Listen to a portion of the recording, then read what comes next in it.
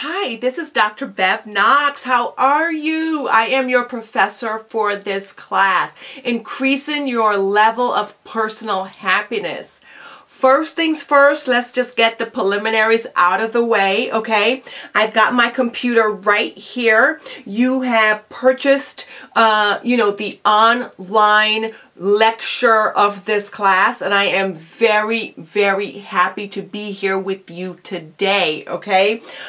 You should have received a download for this class, and if you haven't, that's okay. Just grab your notebook because we are in school. Yes, we are.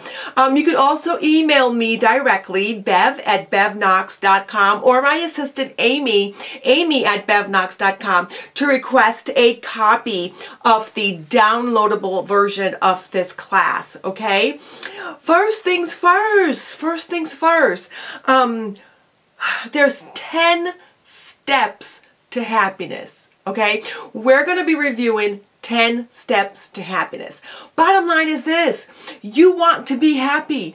I want to be happy. I want you to be happy. For whatever reason in your life you were not happy, that all ends today. That stops today. I am excited to be working with you. I am so excited to be working with you.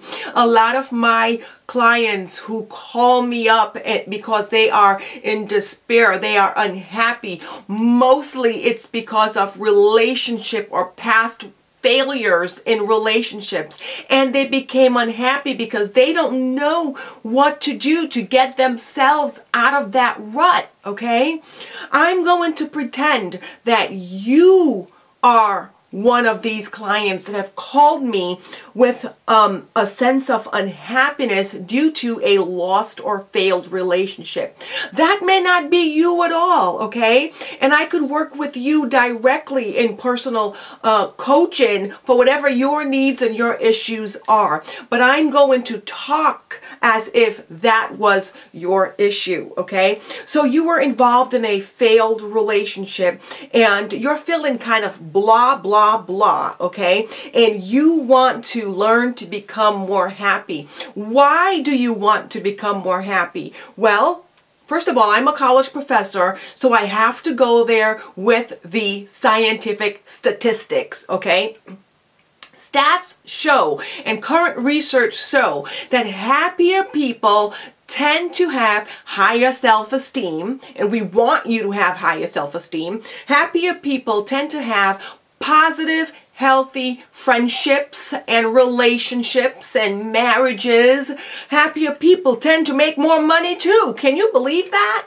Yes, according to stats, happier people get more jobs. Happier people feel better about themselves. Happier people just live a better life. So I want to be happy myself, and I want you to be happy, okay? So I'm here on my computer, and I'm going to be going over the 10 steps to happiness with you, okay? The first step is to realize that enduring happiness may not come from financial success. And let me tell you something. We all I wouldn't say love, but we like to have, some finances straight. We do. And I believe that anybody who would say to you that money doesn't matter, finances doesn't matter, I truly believe they're lying to you, okay? I truly believe they're lying. So I'm not going to come to you or step to you right now and tell you that money doesn't matter. Money does matter. But according to the research, it says that realize that enduring happiness has nothing to do with money. Let me tell you what the current research states, okay? In these United States of America, about 5 years ago, current research stated that if you're a family of four, your level of happiness at $55,000 a year pretty much is the same as somebody making millions of dollars. Can you believe it? Family of four, $55,000 a year, a couple of years ago.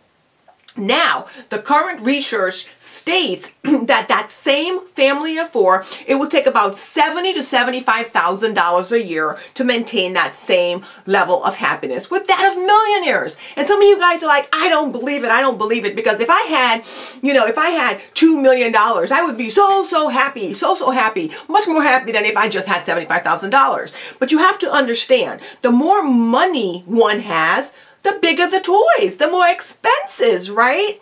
So again, the research isn't saying that, don't strive to do your best to earn a higher income. The research is suggesting that the level of happiness remains pretty much the same. The more money you have doesn't mean you're going to be more happy. So first of all, we need you to realize this fact, okay? Okay, but again, I love the fact of being able to support yourself and your family. I think personally, that's why I work so much, because I want to be able to support my family and not have to worry so much about, the little minor things, okay? So that's number one.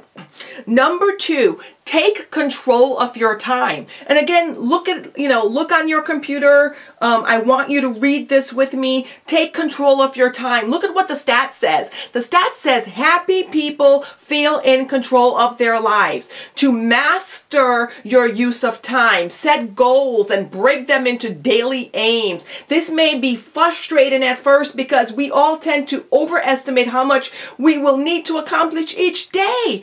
Take control of your time. A lot of people are so frustrated because they feel that they have no control over their time. You get up, you go to work for somebody else. You come home and you have to deal with, the kids or your spouse or partner or whomever, okay?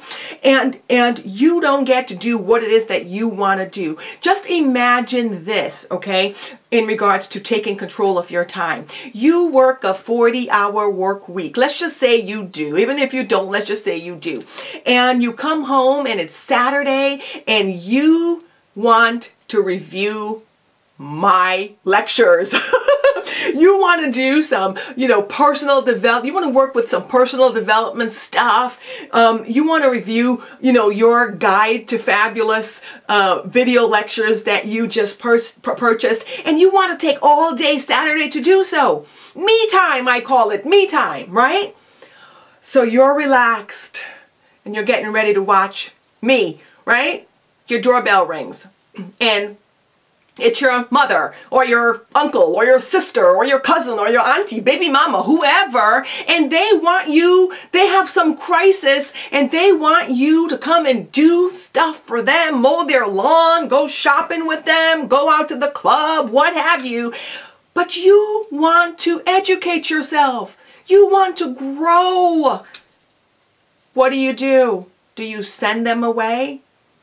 Most of the time, you won't. Mostly you would say, okay, let me get my shoes, let me change my clothes, and you will go with them. I want you to stop that. I'm giving you permission today to say no. No is not an ugly word, people. No is not an ugly word. You have to take control of your time. You have to start with you first. Don't let anybody else interfere with your time, okay? That's number two. Number three, act happy. Act happy, you say? Yes, act happy. People who are manipulated into a smile, believe it or not, expressed feeling better. So put on a happy face. I remember when I used to be a therapist. I told you guys this. I used to, do therapy and actual therapy, not just coaching, and have clients come to my office. And I used to have a big mirror in my office, okay? And if somebody came in and they were have a flat affect, they were somewhat gloomy, like this, I would have them stand in front of that mirror for 5 minutes. That would be an exercise that I would tell them to do even when they're not in my office. Stand in front of the mirror and smile. Put on that smile and hold it for 5 minutes. I don't care if you're feeling, stupid or if you're afraid somebody is gonna, see you or what have you. I want you to smile. There is a connection with the muscles in your face and your brain connectivity. And believe it or not, if you act like you're happy, guess what your brain's gonna tell you? Your brain's gonna tell you it's happy. And I know you're saying, some of you guys are like, I don't care what the research said. That's just crazy. Well, you know what? It doesn't matter. I want you to do it anyway. You purchase this series of lectures in hopes, and I say hopes in capital H-O-P-E-S, that you become fabulous, the fabulous diva, the fabulous self that you always wanted to be. And I am going to train you how to do that. So listen to me. When you feel blah, I want you to put on that fake smile like this for about 5 minutes and dance around, dance. I don't care if you're in your car. Blast the music, put happy music on, and smile like that. So what other people are going to be driving by and think you're crazy or something? It doesn't matter. I want you to act happy, okay? That was number 3. Let's move on. Number 4, seek work and leisure that engage your skills, okay? Happy people often are in a zone called flow, Seek work and leisure that engage your skills. Let me tell you something. All right. I've done a lot of research on millionaires. Believe it or not, I have. Because in the study of happiness, that's what I want. I want to find out, is there a correlation between happiness and money? Okay. In my study of millionaires, let me tell you what I found out. Most of these millionaires, you know what their advice is to you and me? You know what their advice is? Find work that really isn't work. Do something. Pick a profession. Study something that you love. Study something that you love. Can you believe it? And then when you're doing this thing that you love, it wouldn't seem as if it's work. It would seem fun, like you're having fun. Okay? So and I tell this a lot to a lot of my younger folks out there, because I see this often. I see a lot of young people coming in to my college classrooms, and they are seeking a degree that they do not want. They are picking a profession that their daddy or mommy told them that they had to in order for mommy and daddy to pay their tuition. That is the saddest thing ever, okay? Of course, they foot the bill for a college tuition, which could be upwards of $100,000. But these folks aren't doing something that they love. They are just not, and they will be miserable. So you who are watching this video training lecture, I'm assuming, and we're not supposed to really assume, but I'm assuming you are a seasoned individual. Most people who seek my services are over 35 years old. So if you are one of these folks who are in the second wind, of your life, and you are stuck in a dead-end job, I strongly suggest that you start thinking about entering a new profession that you think you would absolutely fall in love with. I want you to do something that you love. But what if you're saying to yourself, I have no idea what I love, Bev. I have no idea. I've been working at this factory for 20 years. I don't know how to do anything else. I strongly suggest you go online and you take a personality test. If you go to monster.com, that's a job seeking site, okay? And I have no endorsement with monster.com. I just know that they've got different personality tests, different career type tests that you could take. You could actually take a test, I think it's maybe like half an hour, and that test, based on your answers, could tell you which profession that they think you should go into, okay? So I strongly suggest that you go ahead and do that, because I don't want you stuck in a dead-end job. I want you to pick a profession that you love. Indeed, if you do switch jobs at this stage of your life, there is a chance where you may have to take a pay cut, okay? So realize that if you're making $50,000 a year now after working at a job for 20 years, you may have to take a pay cut and you may be making $40,000, not $50,000. But there's a chance because, if you have experience in that field, you could actually earn more money. Okay, so seek work and leisure that engage your skills, things that you're really good at. I'm really good at talking, okay? I'm really good at talking, and I love teaching folks. I love being an educator, and this is why that I do what I do, okay? Let's see. Number 5, join the movement. That's another word for exercise, okay?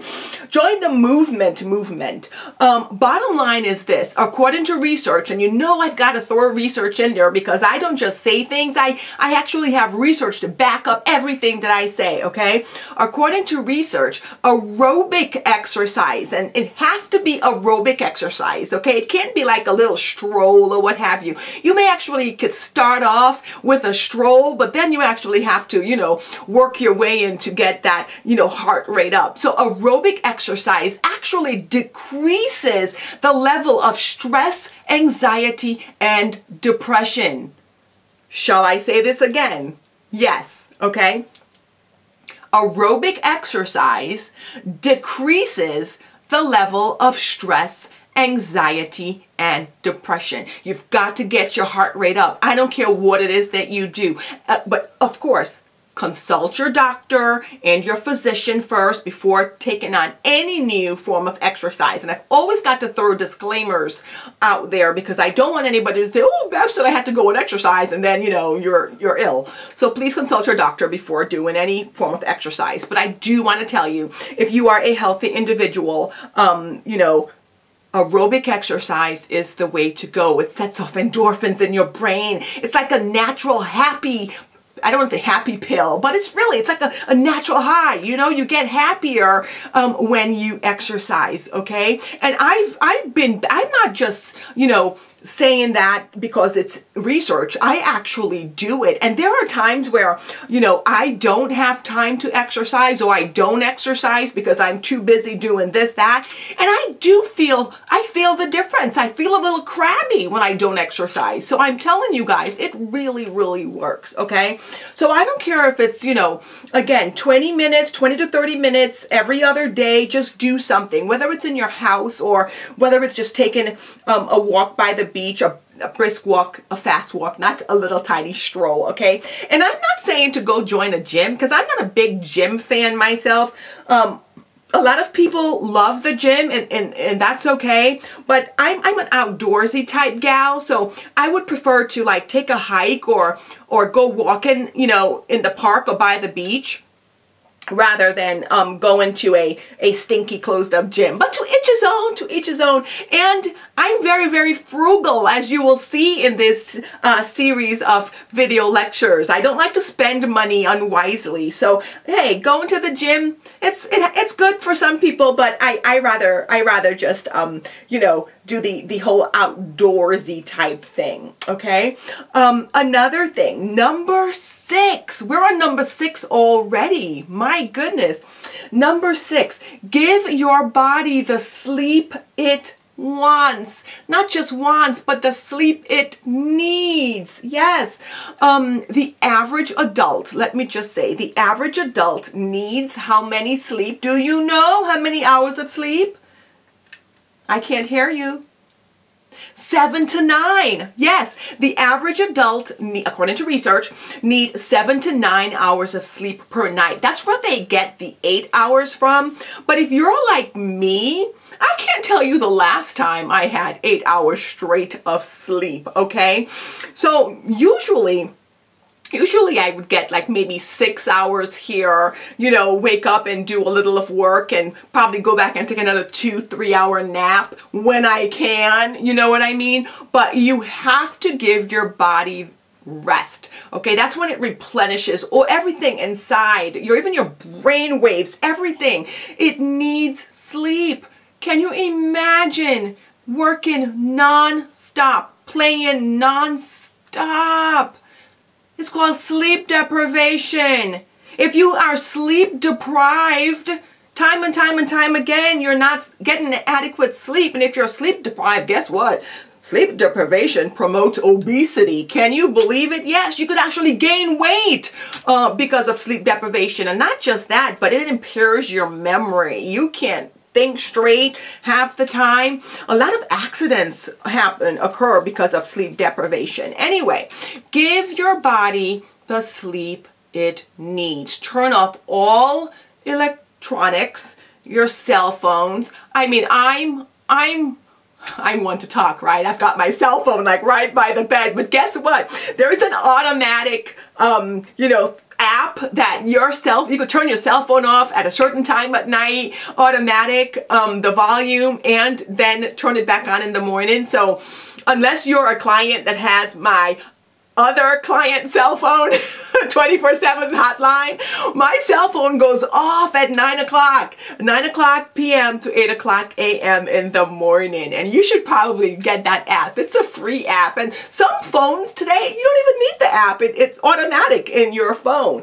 But anyway, give your body the sleep it needs, okay? Now, Number seven, give priority to close relationships, okay? And let me tell you, I have a whole class on relationships, on friendships versus love relationships. Let me just tell you, I won't go too in depth with this one, give priority to close relationships, but what I do want to say is this pertains to healthy relationships, because you could have unhealthy, toxic people in your life that you need to get rid of. But that's a whole nother class. I'm not going to go there right now. But if you have positive friendships and relationships in your life, yes, you need to pay close attention to these folks. Intimate, I'm reading it along with you here, intimate friendships can help you weather difficult times, okay? Confiding is good for the soul and body. All right, so you don't have to just confide in your priest, okay, or rabbi. Talking to a good friend is just as beneficial. Okay, unhappy people, guess what? If you're around unhappy, toxic people, all they do is talk negative, and they talk negative and they're around you all the time, guess how you're going to start feeling? Just like they do. Negative, blah, and down. Seriously. So you really don't want to hang around with unhealthy, toxic people. You want to separate yourself from them. And you want to establish new, healthy, positive friendships. You really, really do. Okay? So if you've got negative, toxic people in your life, and you don't know how to get rid of them, or rather end these relationships, I've got a class just for you, okay? Getting rid of toxic relationships, it's called, all right? And there's another class, because there's steps that you have to take to get rid of toxic relationships, because you could have, your BFF, or you think they're your BFF, somebody that you've known since kindergarten, for goodness sake, and you've known them for over 25 years, and just ending or terminating that relationship like that, it's very difficult because you don't have the strength, you don't have the courage to do it. So therefore, you need help, and that's what I'm here for. That's what I'm here for. Anyway, give priority to close relationships. And again, these relationships are healthy relationships. Number 8, focus beyond self. And what does that mean, focus beyond self? Reach out to those in need. Let me tell you something. There is something called the do good, feel good phenomena. And really, it's just what it says. Did we really need scientific research to prove this to us? Do good, feel good phenomena, okay? Basically, when you do good for others or someone without expecting nothing in return, and of course it's called pro-social behaviors, okay? So when you do good for others, you actually feel good. Can you believe that? Yes, you actually feel good. So again, focus beyond self. By doing good, it also makes you feel good. And what are some things that you could do? I mean, what are some good things that you could do? And you know, and I'm thinking right now, what are some good things that I have done in the past? You know, I remember, you know, we all say, oh yes, go to the soup kitchen and, you know, feed the needy, blah, blah, blah. Sure. You know, who haven't done that? We've done that, right? Sure. But, you know, something that would engage your skills. And for me, because I do a lot of, you know, relationship advice and coaching and style and fashion and personal image coaching, I donate my services a lot to people in need that can't afford my services. I absolutely do. And that's my way of giving back. Sure. So focus beyond self. Okay. Number 9. Now we're at number 9 already. Count your blessings. Count your blessings and record your gratitude. And I'm sure most of us know what gratitude is. Let me just read this. Keep a gratitude journal, okay? Definitely try pausing each day and write down the positive things that have happened in your day throughout the day. Express your gratitude to others. Most of us, not you or I, but a lot of people usually focus only on the negative that happened in their life that day. Only the negative. They talk about the negative, talk about the negative. I'm here to tell you to stop. I do not want you even thinking about the negative stuff that happened in your day towards the end of the day. I want you to journal the good things that happened to you, and I want you to start showing more gratitude. Be thankful for what you have. That's a whole nother class, so I'm not going into it, but be thankful for what you have, and you will see once you start showing gratitude, abundance is just going to come your way. You will see this. You will see this for yourself. Number 10. I can't believe we're on number 10 already. Nurture your spiritual self. Again, nurture your spiritual self. And lots of research studies are done on, you know, on spiritualism versus, you know, religion. And we're not talking about any form of religion, okay? We said spiritual self. There is a difference between belonging to a, you know, religious affiliation, or as some people call it, earthly denomination, and focusing on one's spiritual self, okay? So religious affiliation, you probably belong to some type of organized religion, don't care what it is, versus your spiritual self, where you have that direct communication, you know, with God. Some people, you know, call God many different things, the universe, nature, what have you. That's your deal. I call it, you know, God, okay? So research actually shows that people who have a connection with their spiritual self are happier. They are. They're happier. And not just that, they have healthier friendships, longer lasting marriages, and they live longer. Can you believe that? Again, I go much more in depth in regards to this in another class, and the class is called Seek Ye First the Kingdom of God, and we go more in depth about religious beliefs, spiritual beliefs, and what scientific research have proven. Okay, so that's it. These are the 10 ways, according to scientific research, to become more happier. And let us just go through them again really quickly, okay?